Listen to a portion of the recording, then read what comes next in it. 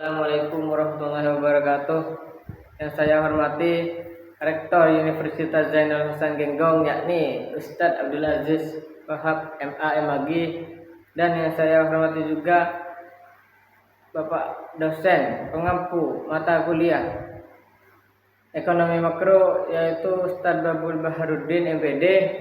Di sini saya akan menjelaskan masalah tentang konsep kebijakan moneter, yang mana tujuan adanya kebijakan ekonomi makro itu yaitu dibuat untuk menjaga kestabilan perekonomian suatu negara secara keseluruhan, yang mana tujuan utamanya itu meliputi menjaga stabilitas harga atau mengendalikan inflasi dan deflasi, dan juga mendorong pertumbuhan ekonomi yang berkelanjutan, terus menciptakan kesempatan kerja dan juga menekan pengangguran, dan menjaga keseimbangan neraca pembayar dan nilai tukar. Dan yang terakhir ialah menjaga stabilitas sistem keuangan agar tidak terjadi krisis. Terus pengertian sendiri dari kebijakan moneter itu ialah kebijakan yang dilakukan oleh Bank Sentral Indonesia untuk mengatur jumlah uang yang beredar dan tingkat suku bunga dalam perekonomian guna mencapai stabilitas ekonomi. Yang mana tujuan utama dari kebijakan moneter itu ialah mengendalikan inflasi dan menjaga stabilitas nilai rupiah, dan yang terakhir ialah mendukung pertumbuhan ekonomi yang sehat. Yang mana instrumen kebijakan moneter itu menggunakan beberapa alat instrumen untuk menjalankan kebijakan moneter, antara lainnya seperti operasi pasar terbuka atau OPT, pembelian atau penjualan surat berharga oleh bank sentral, dan menjual surat berharga, uang beredar akan berkurang. Sementara jika membeli surat berharga, uang beredar akan bertambah. Dan yang B ialah tingkat suku bangsa atau suku bunga acuan, yang mana suku bunga naik, kredit berkurang, dan inflasi turun. Apabila suku bunga turun, kredit akan meningkat dan ekonomi semakin tumbuh. Dan juga giro wajib minimum atau bisa disingkat dengan GWM. Di sini persentase dana bank yang harus disimpan di bank sentral, GWM naik, dana bank berkurang, dan kredit akan menurun.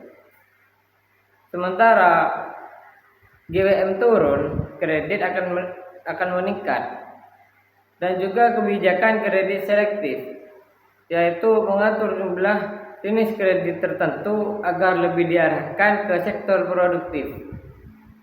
Dan juga kebijakan moneter dan keseimbangan ekonomi di sini sangat berperan penting dalam menjaga keseimbangan ekonomi, yaitu keseimbangan internal, yang mana stabilitas harga dan tingkat pengangguran itu rendah, dan keseimbangan eksternal, yang artinya stabilitas nilai tukar dan neraca pembayaran.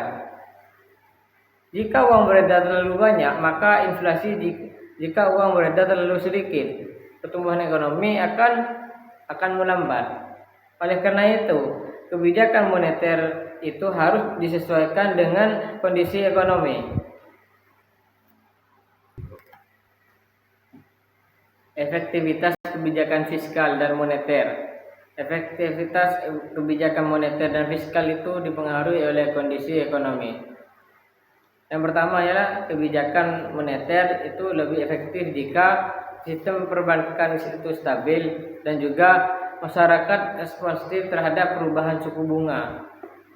Dan kebijakan fiskal lebih efektif jika pemerintah itu meningkatkan belanja atau menurunkan pajak dan digunakan saat ekonomi mengalami resesi berat.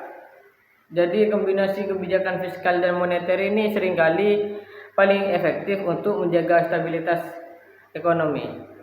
Dan juga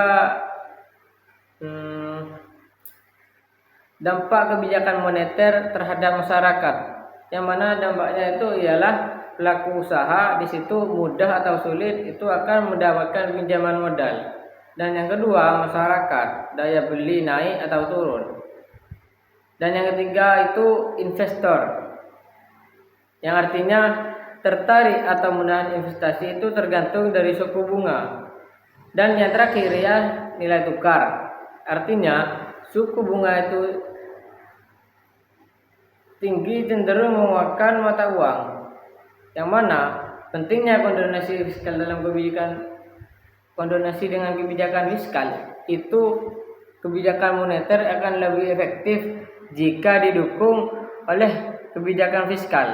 Misalnya seperti bank sentral menurunkan suku harga dan pemerintah meningkatkan belanja negara. Jadi kombinasi ini dapat mendorong pertumbuhan ekonomi tanpa memicu adanya inflasi yang berlebihan gitu.